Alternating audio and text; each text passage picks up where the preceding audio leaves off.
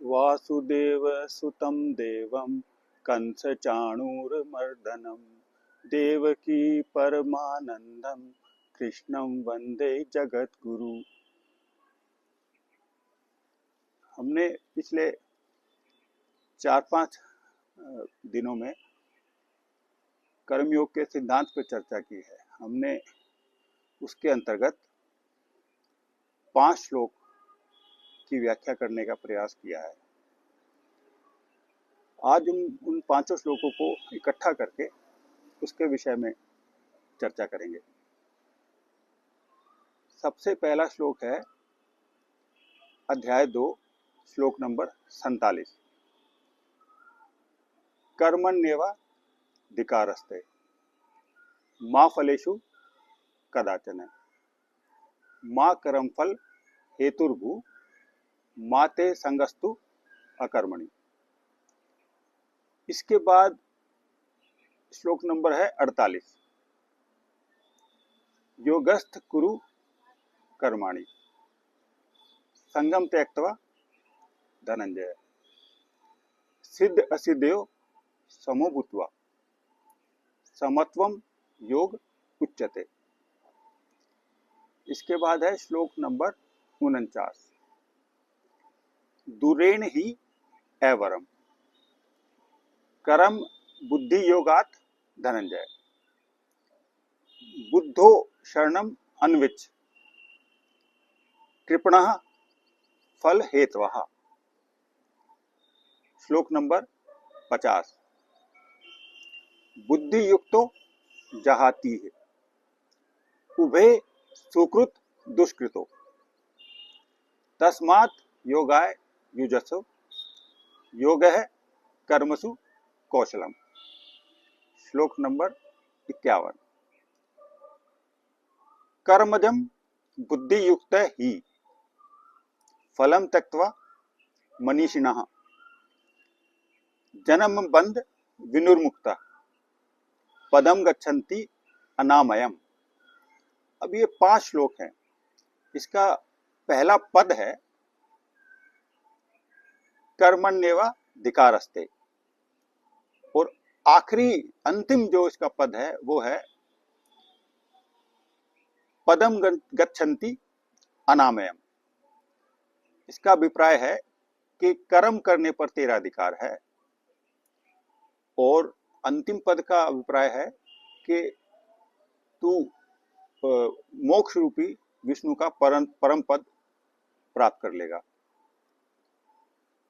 तो आप ऐसे समझ सकते हो कि केवल कर्म करने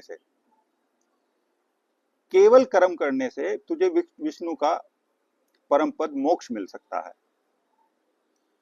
सरल सी परिभाषा है दोनों, पहला पद की और पहले पंक्ति का ये पहला पद है और वो अंतिम पंक्ति का 51वें श्लोक का अंतिम पद है। पंक्ति में 2 पद होते हैं, दूसरा पद है ये। तो भगवान ने पहले श्लोक में कहा केवल तेरा कर्म करने पर अधिकार है, उसके परिणामों पर नहीं, उसके फल पर नहीं। और ऐसा भी नहीं है कि तू केवल परिणाम के लिए काम करे, जो तुझे उससे परिणाम चाहिए केवल उसी के लिए तू काम करे। और ऐसा भी नहीं है कि तू काम ही ना करे, अकर्मणि अकर्म। तो ये कर्म का सिद्धांत है, ये कर्म योग का सिद्धांत है। इसके बाद भगवान ने 48वें श्लोक में समत्व योग के बारे में हमें बतलाया है कि सिद्ध असिद्धियो समभूत्वा, कि सिद्धि और असिद्धि में सम रह के, समान रह के, इसको समत्व योग कहते हैं। अब सिद्ध और असिद्धि क्या है? किसी भी कार्य का होना न होना, सांसारिक रूप से उसका सफल होना न होना, उस कार्य में आपको करते हुए आपकी प्रशंसा मिलना आपको और आपकी निंदा होना, उस कार्य को करने में आपका मान होना अपमान होना, उस कार्य को करने में आपको सुख मिलना दुख मिलना, इन सभी प्रकारों में आपको समान रहना है। ये समत्व योग है।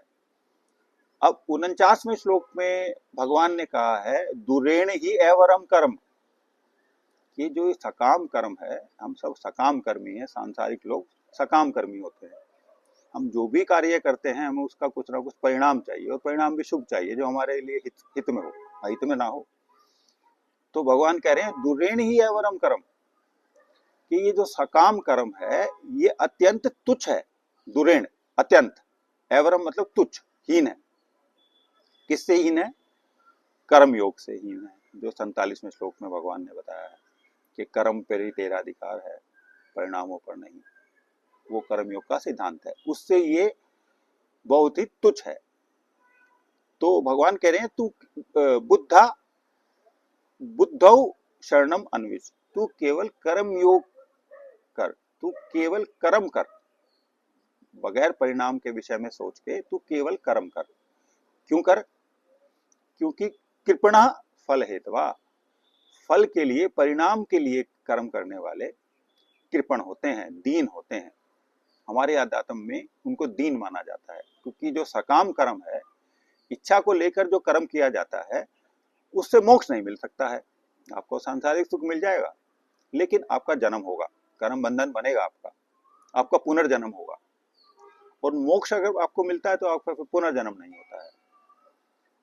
50वें श्लोक में भगवान ने कहा है कि इस योग से, समत्व योग के साथ अगर तू अपना कोई भी कार्य करेगा तो उसमें कुशलता आ जाएगी, तेरे कार्य उत्कृष्ट हो जाएंगे। जो भी तू करेगा, गाड़ी चलाता है गाड़ी, खाना बनाता है खाना, तू जो कोई व्यवसाय करता है, तो जब तू समान भाव हो जाएगा ना तेरे में, तू हर परिस्थिति में समान रहेगा, सर्दी गर्मी सुख दुख कोई भी परिस्थिति हो उसमें समान रहेगा। अब देखिए, जो सर्दी गर्मी है ये आपके हाथ में नहीं है, अपने आप चेंज होती है। आज सर्दी है, एक निश्चित समय बाद गर्मी में कन्वर्ट हो जाएगी वो। लेकिन जो सुख और दुख है वो आपके हाथ में नहीं है, वो लंबा भी चल सकता है। जो दुख का समय है या सुख का समय है, उसका कोई समय सीमा निर्धारित नहीं है। सर्दी गर्मी की समय सीमा निर्धारित है, लेकिन सुख दुख की नहीं है। तो भगवान कह रहे हैं इसमें समान रहना है, तो तेरे कर्मों में कौशल आ जाएगा। अब है अंतिम श्लोक, सबसे महत्वपूर्ण श्लोक है वो, क्योंकि मोक्ष की बात की है भगवान ने उस श्लोक में, कि कर्मजम बुद्धि युक्त ही फलम त्यक्त्वा मनीषिणा कर्म बंध विनुर्मुक्त पदम गच्छन्ति अनामयम। कि मनीषिणा जो ज्ञानी लोग हैं, और वो जो कर्मों से उत्पन्न होने वाला जो फल है, परिणाम है, बुद्धि योग से उसको त्याग देते हैं, और जन्म बंध विनिर्मुक्ता, उसको जैसे ही त्यागते हैं वो ये जन्म रूपी जो कर्म बंधन है इससे मुक्त हो जाते हैं। विनिर्मुक्त लिखा है भगवान ने, वी उपसर्ग लगाया है और निर लगाया है दो। वी का मतलब विशेष और निर का मतलब सर्वथा। तो तू पूर्ण तरह से जन्म बंधन से मुक्त हो जाएगा, और मुक्त होके पदम गच्छन्ति अनामयम।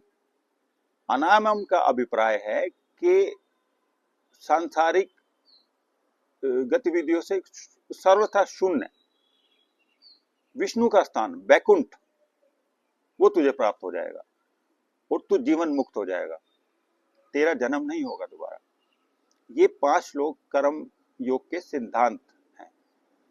इसमें भगवान ने मोक्ष का मार्ग बताया है हमें, कि कैसे हम कर्म करते हुए मोक्ष को पा सकते हैं।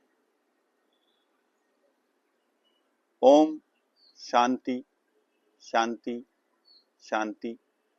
ओम।